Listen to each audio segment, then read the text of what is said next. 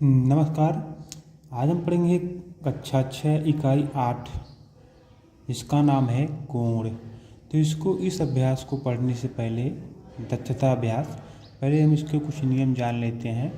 तो क्या है, देखो इसमें कोण के बारे में बताया गया है। तो सबसे पहले होता है, सबसे छोटा होता है शून्य कोण।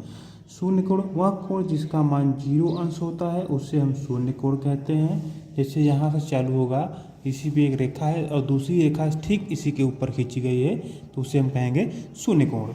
न्यून कोण जिस कोण का मान 0 अंश से बड़ा तथा 90 अंश से छोटा हो। 90 अंश से छोटा होता है उसे हम न्यून कोण कहते हैं। जैसे ये 60 अंश हो गया, 10 अंश, 20 अंश, 30 अंश, ऐसा 80 अंश तक, 80 और 89 अंश तक जब भी कोण रहेगा तो उसको हम कहेंगे न्यून कोण। इसके बाद आता है पर समकोण।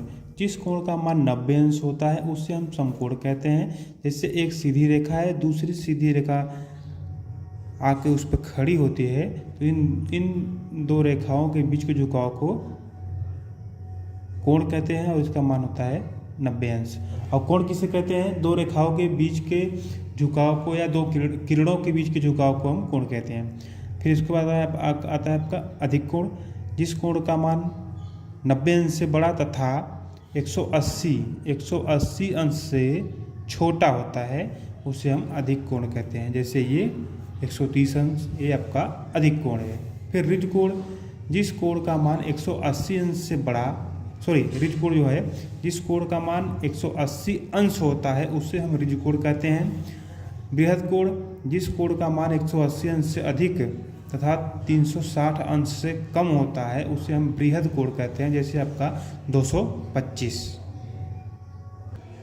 संपूर्ण कोण किसे कहते हैं? संपूर्ण को जिस कोण का मान 360 अंश है उसे संपूर्ण कोण कहते हैं। ठीक है। अब शीर्षाभिमुख कोण लिखा दिए है, जब दो रेखाएं एक दूसरे को प्रतिच्छेद करती हैं हो तो इसमें बने इन कोणों को जिसमें कोई भुजा उभयनिष्ठ न हो शीर्षाभिमुख कोण कहते हैं। जैसे देखो ये ऐसे कटा हुआ है तो इसमें कोण का नाम दे देंगे हम 1, 2, 3, 4। देखो इसमें शीर्षाभिमुख कोण कौन सा होगा? 2 और 4, 3 और 1। तो लिखेंगे हम कोण 2 और 4 तथा 1 और 3 शीर्षाभिमुख कोण है। अब आ गया इसमें कोटि पूरक कोण पढ़ेंगे। कोटि पूरक कोण यदि दो कोणों का योगफल 90 अंश हो तो ऐसे कोणों को एक दूसरे का कोटि पूरक कोण कहते हैं। जैसे 60 अंश है, 30 अंश है, दोनों को मिलाकर 90 होगा और 30 का कोटि पूरक 60 है, 60 का कोटि पूरक 30 है। अब तीसरा इसमें था संपूरक कोण पढ़ेंगे हम। संपूरक कोण यदि दो कोणों का योगफल 180 अंश हो तो ऐसे कोणों को एक दूसरे का समपूरक कोण कहते हैं। तो ऐसे 120 हो गया और 60 हो गया, दोनों को मिलाएंगे तो 180 हो जाएगा। तो इसमें 60 120 का संपूरक है, 120 60 का संपूरक है। ठीक है। अब तक पढ़ते हैं अभ्यास प्रश्न की ओर। तो थोड़ा कुछ और जान लेते हैं इस अभ्यास में, उसके बाद हम पढ़ेंगे अभ्यास प्रश्न। ठीक है। इसमें कुछ पढ़ना है हमको। ये जो दिया है आसन्न कोण, आसन्न कोण देखो इसमें दिया हुआ है ए बी सी और ओ, इसका केंद्र जो है ओ दिया है। ठीक है। तो दिया है पाठ चित्र को देखिए, इसमें दो कोण AOB और कोण BOC है। इसमें एक ही उभयनिष्ठ शीर्ष O तथा उभयनिष्ठ भुजा OB ऐसे कोण युग्म को जिनका एक OA और OC स्थित है आसन्न कोण या संलग्न कोण कहते हैं। मतलब इसका जो है उभयनिष्ठ O है, इसका देखो इसका शीर्ष ये है और इसका भी शीर्ष एक है और ये दोनों में कॉमन है, तो इसको हम कहेंगे आसन्न कोण। रैखिक युग्म क्या है? पार्श्व चित्र को देखिए, पहले इस चित्र को देखिए। B केंद्र O है, B, A और C। पार्श्व चित्र को देखिए, यहाँ पर कोण AOC मतलब AOC और कोण COB, कोण COB आसन्न कोण है, इस तरह से, जैसे इस तरह से है। उभयनिष्ठ शीर्ष O तथा उभयनिष्ठ भुजा OC है। भुजाएं OA तथा OB एक दूसरे के विपरीत हैं। तो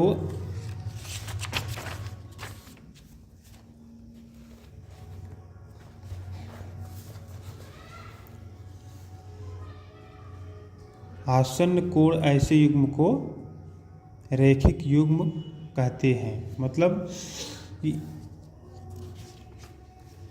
होगा सेम ये आसन्न कोण ही, लेकिन इसकी जो एक विपरीत भुजा है, ये वाली भुजा इसकी भुजा के ठीक विपरीत होगी, तो वहाँ पे आपका रैखिक युग्म हो जाएगा। अगर यहीं यहाँ पे होता तो आसन्न कोण हो जाता, लेकिन ये भुजा एक दूसरे के विपरीत हैं। AO और OA BO और OA एक दूसरे के विपरीत हैं, इसलिए हो जाएगा रैखिक युग्म। अब पढ़ेंगे अपना अभ्यास, दक्षता अभ्यास।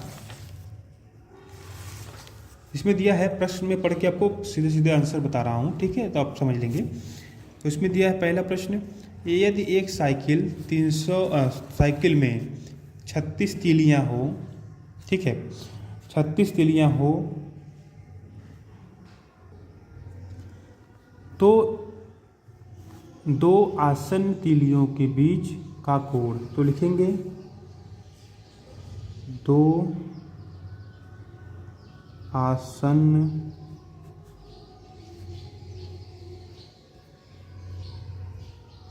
तीलियों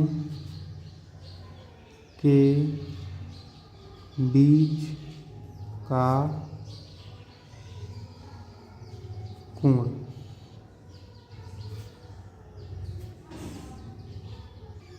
तो लिखेंगे पहिए का कोण बटे तीलियों की संख्या। आप लिखेंगे तीलियों की संख्या। देखो साइकिल है, यहाँ से चलूँगा, यहाँ से पूरा जब घूमेगा 360 अंश का कोण बनाएगा, तो लिखेंगे 360 अंश। तीलियों की संख्या कितनी दे, 36 से 36 देंगे, 36 से 36 दहा में 360, तो लिखेंगे इसका 10 अंश। मतलब दो तीलियों के बीच जो है 310 अंश का कोण, दो तीलियों के बीच 10 अंश का कोण बनेगा। दूसरा प्रश्न दिया है इसमें, कोणों 60, 120, 140 और 150 के समपूरक कोण ज्ञात कीजिए। तो मैंने अभी बताया आपको, जब दो कोणों का योगफल 180 अंश होता है तो दोनों कोण एक दूसरे के समपूरक होते हैं। तो लिखेंगे 60 अंश का समपूरक, 60 अंश का समपूरक।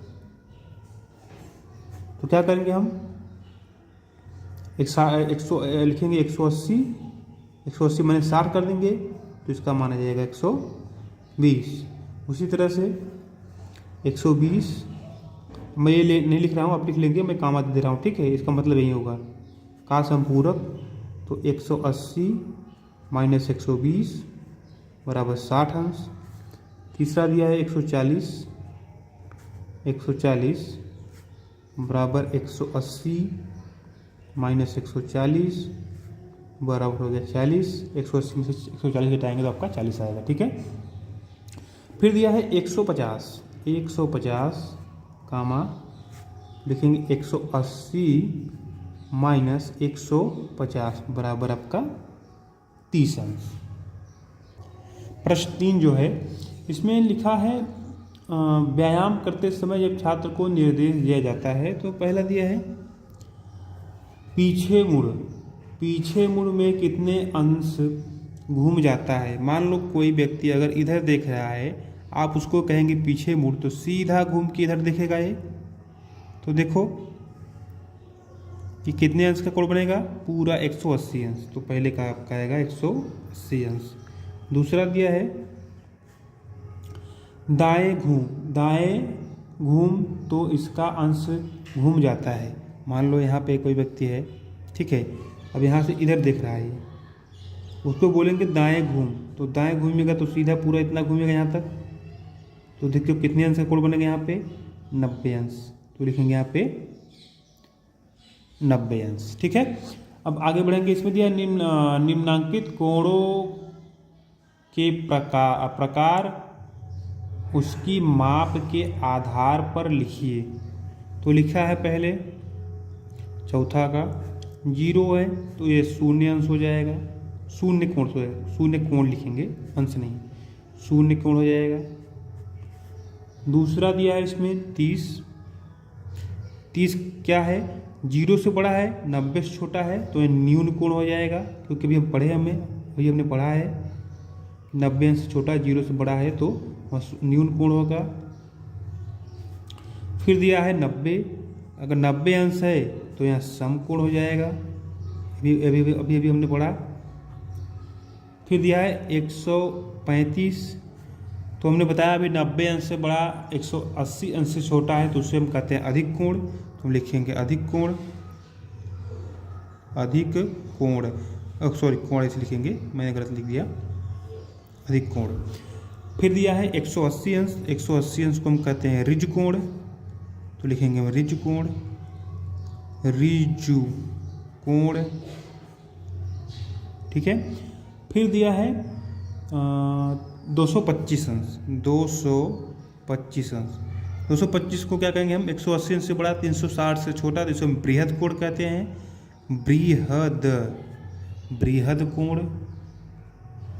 उसके बाद दिया है 360, तो 360 अंश मतलब संपूर्ण कोण हो गया, क्योंकि 360 अंश से बड़ा कोई कोण नहीं होता है तो इसको लिखेंगे हम संपूर्ण कोण। चलिए पांचवा प्रश्न देख लेते हैं।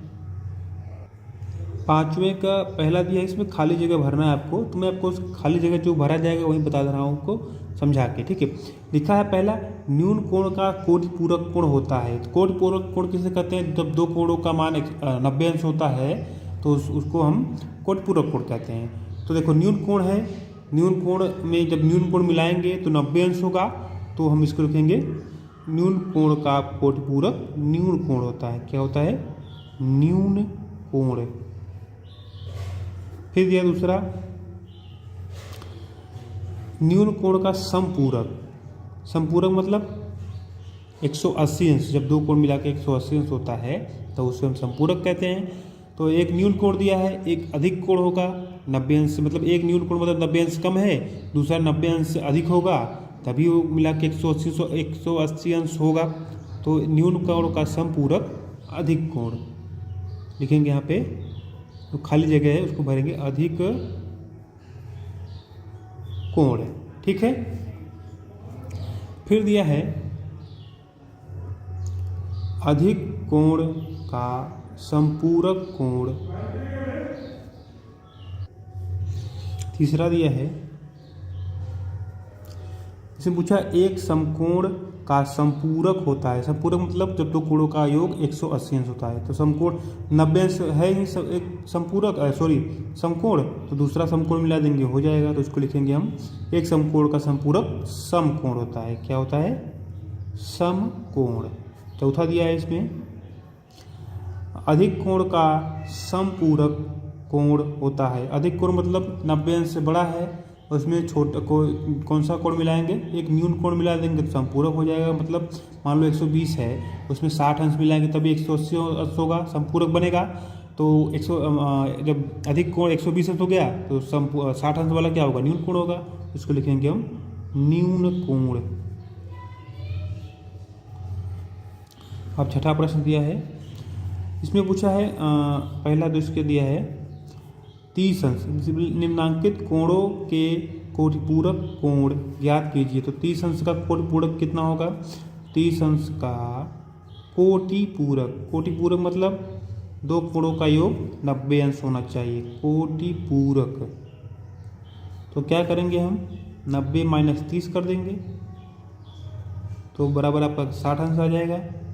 उसी तरह से दूसरा वाला दिया है 60 अंश का कोटिपूरक, कोटिपूरक में लिख रहे हैं आप लिख लेंगे। ठीक है, तो 90 अंश माइनस 60 अंश बराबर 30 अंश हो गया कोटिपूरक। फिर तीसरा दिया है इसका छठवें का 40 अंश का कोट पूरक, 40 अंश का कोट पूरक लिखेंगे तो 90 अंश माइनस 40 अंश बराबर 50 अंश हो गया कोट पूरक। फिर दिया है 50 अंश का कोट पूरक, 50 अंश का, यहाँ पर कोट पूरक आप लिखते जाएंगे, मैं नहीं लिख रहा हूँ, इसका मतलब आप भी नहीं लिखेंगे, नहीं आप लिखेंगे इसको, ठीक है। तो 90 माइनस 50 लिखेंगे बराबर 40 अंश हो गया, ठीक है।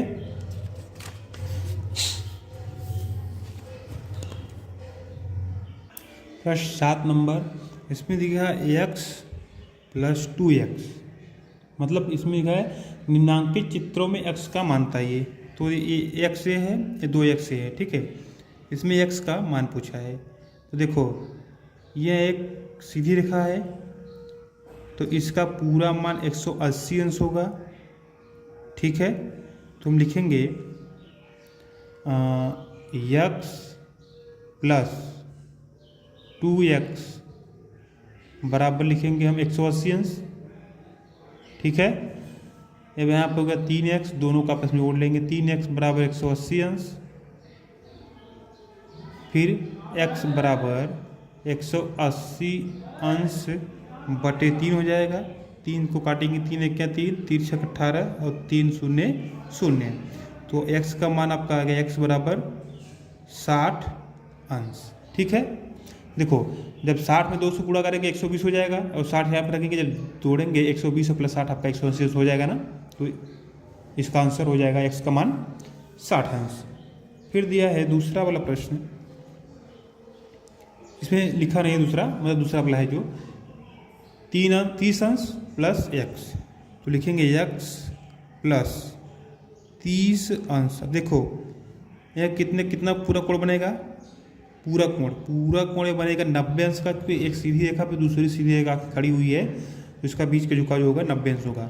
तो 90 अंश लिखेंगे, x प्लस 30 अंश बराबर 90 अंश, तो x बराबर 90 माइनस 60 हो जाएगा, तो x बराबर आपका 30 होगा, 30 यहाँ पे 30 है ना, 30 इस साइड जाएगा तो 30 होगा, तो 90 में से 30 घटाएंगे तो आपका आएगा 60 अंश। 7वां के तीसरा प्रश्न दिया है, देखो x का मान पूछा है, ठीक है, मतलब यहाँ से यहाँ तक के बीच में कितने अंश का कोण बना है, जबकि यहाँ पे 30 अंश दिया हुआ है। तो हम लिखेंगे x बराबर, ठीक है, ये कोण जो होगा पूरा 180 अंश हो जाएगा, यहाँ से यहाँ तक का लिखेंगे 180, फिर प्लस इसको जोड़ेंगे तभी तो यहाँ तक होगा, तो लिखेंगे 30 अंश, तो x बराबर आपका आ जाएगा 210 अंश, ठीक है। अब इसमें भी x का मान पूछा है, तो देखो ये क्या है, शीर्षाभिमुख कोण, ये कोण बराबर होंगे, ये कोण बराबर होगा, तो लिखेंगे यहाँ पे भी देखो 150 अंश का कोण बनेगा, ठीक है। तो यहाँ शीर्षाभिमुख कोण हो गया। देखो अब ये इसको हम पूरा मिलाएंगे, यहाँ पे इसको पूरा, तो बनेगा पूरा 360 अंश का कोण।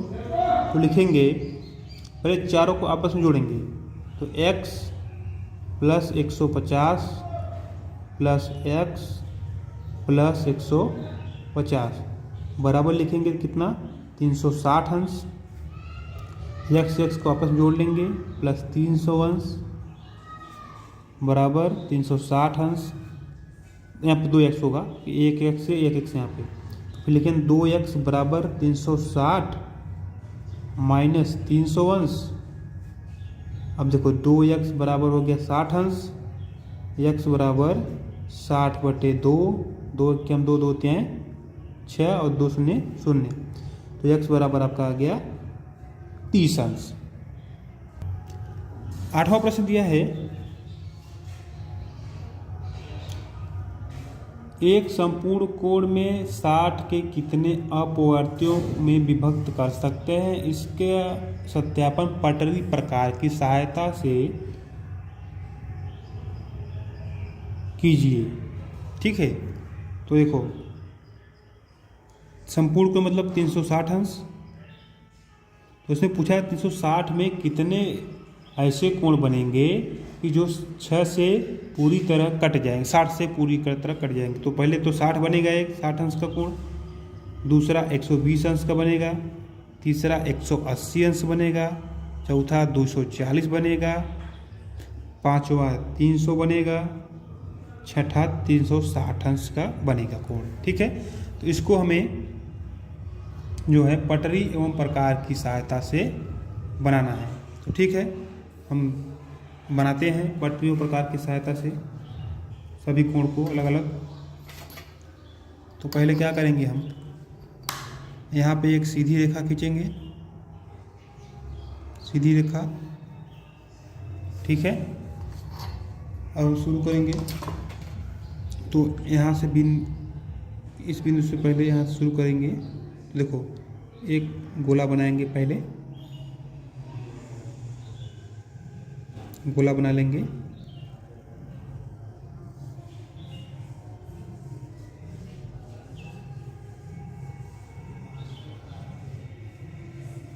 ठीक है, फिर यहाँ से ये 60 अंश बना, ये बना 120 अंश का, ये हो गया आपका 180 अंश, फिर 240 अंश, फिर आपका बन गया 300 अंश, फिर जो है 360 अंश। इसको हम खींच लेंगे।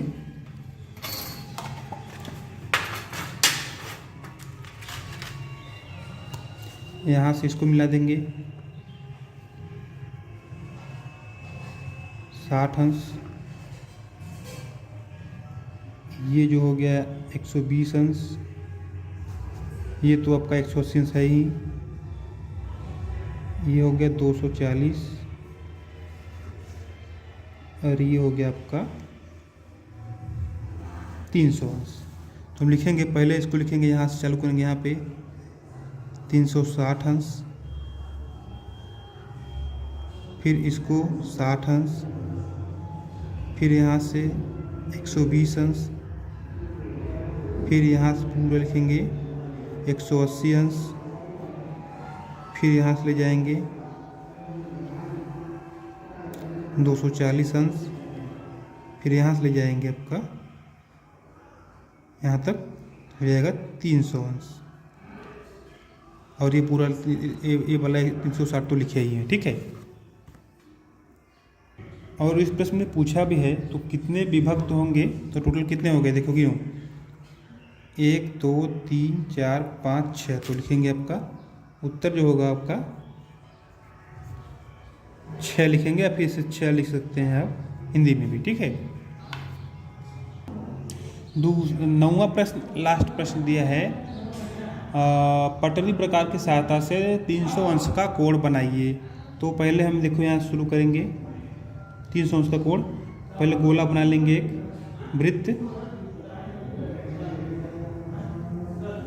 वृत्त बना लेंगे। वृत्त बनाने के बाद यहाँ से चालू करेंगे, 60 अंश ये होगा, ये हुआ 120 अंश, ये 180 अंश, ये 240, यह हो गया आपका 360 अंश। तो इसको हम बना लेंगे 360 नहीं 300 होगा, तो इसको हम बना लेंगे 300 अंश का कोण, ये यहाँ हो जाएगा। तो इसको हम लिखेंगे यहाँ से पूरा 300 अंश